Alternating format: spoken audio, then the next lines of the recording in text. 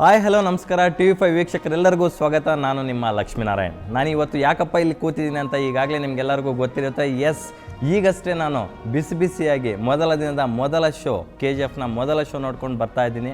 ನಂಗೆ ನಿಜವಾಗ್ಲೂ ಥಿಯೇಟ್ರಿಂದ ಹೊರಗಡೆ ಬಂದು ತುಂಬ ಹೊತ್ತಾಯಿತು. ಆದರೂ ಸಹ ನನಗೀಗಲೂ ನನ್ನ ಮೈಯೆಲ್ಲ ರೋಮಾಂಚನ ಆಗ್ತಾಯಿದೆ. ಯಾಕಂದರೆ KGF ಸಿನಿಮಾ ಇಲ್ಲಿನವರೆಗೂ ಕನ್ನಡ ಚಿತ್ರರಂಗದಲ್ಲಿ ಈ ರೀತಿಯಾದಂಥ ಒಂದು ಹೊಸ ಪ್ಯಾಟ್ರನ್ ಯಾರೂ ಶುರು ಮಾಡಿಲ್ಲ, ಮಾಡ್ತಾರೋ ಇಲ್ಲೋ ಗೊತ್ತಿಲ್ಲ. ಅಷ್ಟರ ಮಟ್ಟಿಗೆ ಟಾಕ್ ಕ್ರಿಯೇಟ್ ಮಾಡ್ತಾಯಿದೆ ಕೂಡ. ಯಾಕಂದರೆ KGF ಸಿನಿಮಾದ ರಿವ್ಯೂ ಮಾಡೋಕ್ಕಿಂತ ಮೊದಲು ಆ ಸಿನಿಮಾ ಮಾಡಿದವ್ರಿಗೆ ಒಂದು ಹ್ಯಾಟ್ಸಪ್ ಅಥವಾ ಸೆಲ್ಯೂಟ್ ಹೇಳಲೇಬೇಕು. ಅಷ್ಟು ಅದ್ಭುತವಾಗಿ ಆ ದೃಶ್ಯ ಚಿತ್ತಾರನ ಕಟ್ಕೊಟ್ಟಿದೆ ಆ ಚಿತ್ರತಂಡ ಅಂತ ಹೇಳ್ಬೋದು. ಯಾಕಂದರೆ ಸಿನಿಮಾ ಯಾವಾಗಲೂ ಎಕ್ಸ್ಪೆಕ್ಟ್ ದಿ ಅನ್ಎಕ್ಸ್ಪೆಕ್ಟ್ ಅಂತ ಹೇಳ್ತಾರಲ್ಲ, ಆ ಥರ KGF ಸಿನಿಮಾದ ಮೊದಲ ಚಾಪ್ಟರ್ ಖಂಡಿತವಾಗ್ಲೂ ಯು ಕ್ಯಾನ್ ಎಕ್ಸ್ಪೆಕ್ಟ್ ದಿ ಅನ್ಎಕ್ಸ್ಪೆಕ್ಟ್ ಅಂತ ಹೇಳ್ಬೋದು.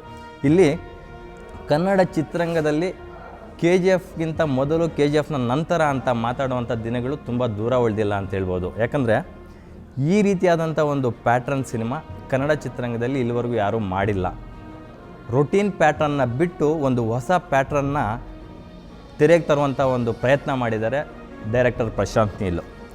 ಇನ್ನು ರಾಕಿಂಗ್ ಸ್ಟಾರ್ ಯಶ್ ಗ್ಯಾಂಗ್ಸ್ಟರ್ ಅಲ್ಲ ಮಾನ್ಸ್ಟರ್ ಅಂತಕ್ಕಂಥದ್ದು ಬರೀ ಟೀಸರಲ್ಲಿ ಅಥವಾ ಡೈಲಾಗಲ್ಲಿ ಕೇಳಿದ್ರಿ, ನೀವು ಟ್ರೈಲರಲ್ಲಿ ನೋಡಿದ್ರಿ.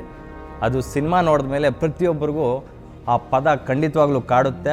ಹಿ ಡಿಸರ್ವ್ಸ್ ಫಾರ್ ದಟ್ ಅಂತ ಹೇಳ್ಬೋದು. ಯಾಕಂದರೆ ಇಡೀ ಸಿನಿಮಾದ centre of attraction rocking star Yash.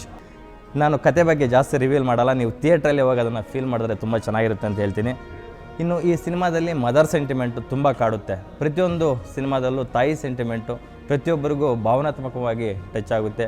ಖಂಡಿತ ಈ ಸಿನಿಮಾದಲ್ಲೂ ಸಹ ಯಶ್ ಮತ್ತು ಅವರ ತಾಯಿಯ ನಡುವಿನ ಒಂದು ಅನುಬಂಧ, ಆ ಎಮೋಷನ್ಸು ಪ್ರತಿಯೊಬ್ಬರಿಗೂ ಕಾಡದೇ ಇರೋದಿಲ್ಲ. ಮತ್ತೊಂದು ವಿಚಾರ ಇಲ್ಲಿ ಹೇಳಬೇಕು, ಇದೊಂಥರ ಕಾದ ಕುಲುಮೆಯಲ್ಲಿ ಅರಳಿದ ಕೆಂಡ ಸಂಪಿಗೆ ಅನ್ನೋದು ಪ್ರತಿಯೊಬ್ಬ ವೀಕ್ಷಕನಿಗೂ ನೋಡಿದ ತಕ್ಷಣ ಅನಿಸುವಂತಹ ಈ ಮಾತಾಗಿರುತ್ತೆ. KGF ಚಿನ್ನದ ಗಣಿಯಲ್ಲಿ ಕೆಲಸ ಮಾಡೋರ ಕಣ್ಣೀರ ಕತೆ ಇದಾಗಿರುತ್ತೆ. ಆ ಕಣ್ಣೀರನ್ನು ಒರೆಸುವಂತಹ ವ್ಯಕ್ತಿಯಾಗಿ ಯಶ್ ಅಲ್ಲಿ ಹೋಗ್ತಾರೆ, ರಾಕಿ ಬಾಯ್ ಅಲ್ಲಿ ಹೋಗ್ತಾರೆ.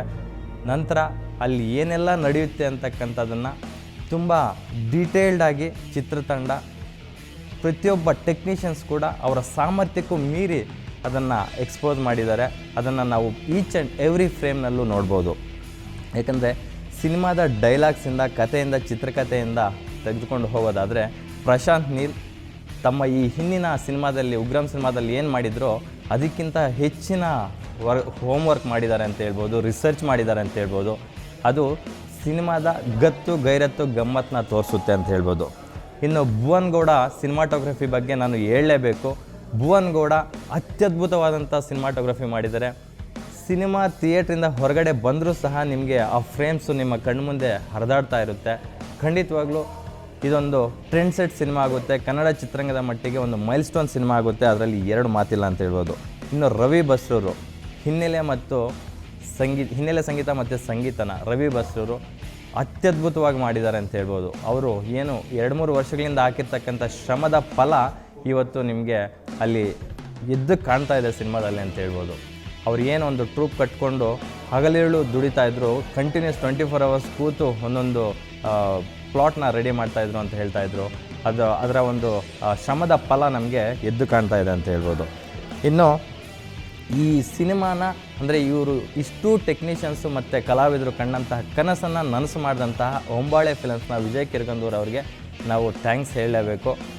ಇಂತಹ ಒಂದು ಮಹತ್ವದ ಸಿನಿಮಾನ ಕಟ್ಟಿಕೊಡೋದಕ್ಕೆ ಕೋಟ್ಯಾಂತರ ರೂಪಾಯಿ ಬಂಡವಾಳ ಹಾಕಿ ಅದನ್ನು ಕನ್ನಡಿಗರ ಹೆಮ್ಮೆಯ ಸಿನಿಮಾ ಆಗಿ ಇವತ್ತು ಬೆಳ್ಳಿ ಪರದೆ ಮೇಲೆ ಮೂಡಿಸಿದ್ದಾರೆ.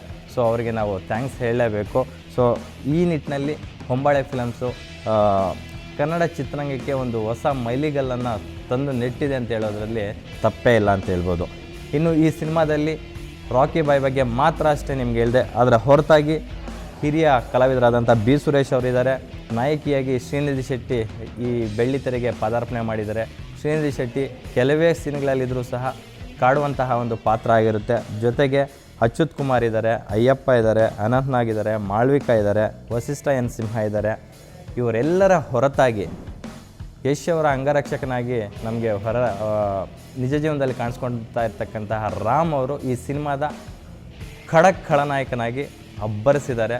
ಅದನ್ನು ನನ್ನ ಮಾತಿನಲ್ಲಿ ಬಣ್ಣಿಸೋದಕ್ಕೆ ಆಗಲ್ಲ. ಆ ರೇಂಜ್ಗೆ ಪ್ರತಿಯೊಂದು ಸೀನಲ್ಲೂ ಅವರು ಕಾಡ್ತಾರೆ ಅಂತ ಹೇಳ್ಬೋದು. ಇನ್ನು ಕ್ಲೈಮ್ಯಾಕ್ಸ್ ಅಂತೂ ಇಟ್ಸ್ ಅನ್ಬಿಲೀವಬಲ್. ಇಲ್ಲಿವರೆಗೂ ಈ ಥರ ಕ್ಲೈಮ್ಯಾಕ್ಸ್ನ ನಾನು ನನ್ನ ಕರಿಯರ್ನಲ್ಲೇ ನೋಡಿಲ್ಲ ಅಂತ ಹೇಳ್ಬೋದು. ಅಷ್ಟೊಂದು ಅದ್ಭುತವಾದಂಥ ಕ್ಲೈಮ್ಯಾಕ್ಸು ಈ ಸಿನಿಮಾದಲ್ಲಿದೆ. ಒಟ್ಟಾರೆ ಹೇಳೋದಾದರೆ ಇಟ್ಸ್ ವಾವ್ ಮೂವಿ. ಚಾಪ್ಟರ್ 1ಗೆ ಮುಗಿಯಲ್ಲ, ಇದು ಮುಗಿಯದ ಅಧ್ಯಾಯ ಅಂತ ಹೇಳ್ಬೋದು. ಸೊ ಚಾಪ್ಟರ್ 2 ಕೂಡ ನಿರೀಕ್ಷೆಯಲ್ಲಿ ಇಟ್ಕೋಬೇಕಾಗುತ್ತೆ. ಸೊ ಆ KGF ಮುಗಿಯದ ಅಧ್ಯಾಯ ಆಗಿದ್ದು 2ನೇ ಅಧ್ಯಾಯ ಅಂದರೆ ಚಾಪ್ಟರ್ 2ನಲ್ಲಿ ಅದರ ಒಂದು ಕಂಟಿನ್ಯೂಷನ್ ಸಿಗುತ್ತೆ ಅಂತ ಹೇಳ್ತಾ ಇದ್ದೀನಿ. ಇನ್ನು ಒಟ್ಟಾರೆಯಾಗಿ ಈ ಸಿನಿಮಾಗೆ ನಮ್ಮ TV5 ಕಡೆಯಿಂದ ಕೊಡೋ ರೇಟಿಂಗ್ಸ್ ಏನಪ್ಪ ಅಂದರೆ ಔಟ್ ಆಫ್ 5ಗೆ 4.5 ಕೊಡ್ತಾ ಇದ್ದೀವಿ. ಥ್ಯಾಂಕ್ ಯು ಸ್ನೇಹಿತರೆ.